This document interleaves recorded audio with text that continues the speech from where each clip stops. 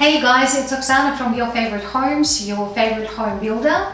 We're not on a building site today. I'm greeting you from my office, and as we get a lot of calls and emails asking us to quote on a building project, I wanted to talk to you about a minimum set of documents that you need to provide a builder with before asking them to quote on a job. And we're talking about residential class 1 and 2 builds, whether it's a single house or a duplex or a multi-unit development.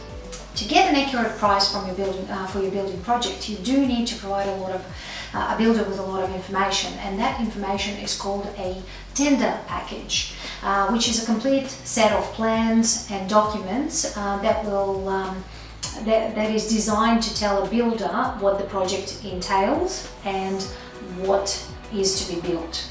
But there are 5 documents that is a good starting point when you invite a builder to quote on a job, and those documents are the soil report, the energy report, the architectural drawings, the engineering drawings, and the stormwater plan.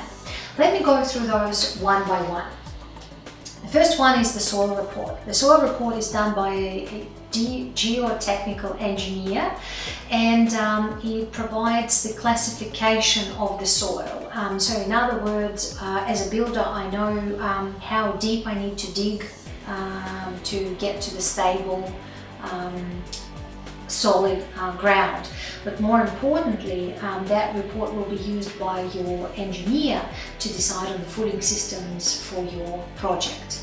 The next one is your energy rating report, which is done by an energy rater, and nowadays we have to achieve minimum 6-star rating. And that report covers aspects like heating and cooling, glazing, insulation. So in other words, looking at that report, I know straight away what R-value insulation to install in the roof space or internal and external walls. That report will tell me what sort of windows to choose for the project, because there is a certain U value in that report that can make you to install thermally broken windows, for example, over standard aluminium windows, and again that will affect the cost. The next one is your architectural drawings, and that one is done by an architect or a draftsman, and that one gives me the information about what we're building, what is the ceiling height, the floor plan, the elevations, materials to be used internally, externally, and so forth.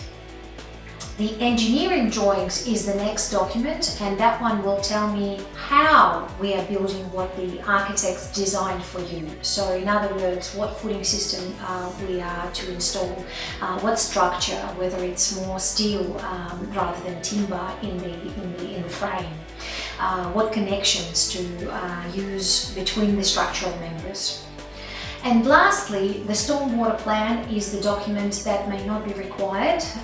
Some councils do not require that, but even if it's not required, I strongly recommend you engaging a civil engineer and design that one for your project, because it will calculate and assess how the water drains from your block, so later on you don't have any flooding issues, and whether there's any water to be retained on the block before it gets discharged onto the street.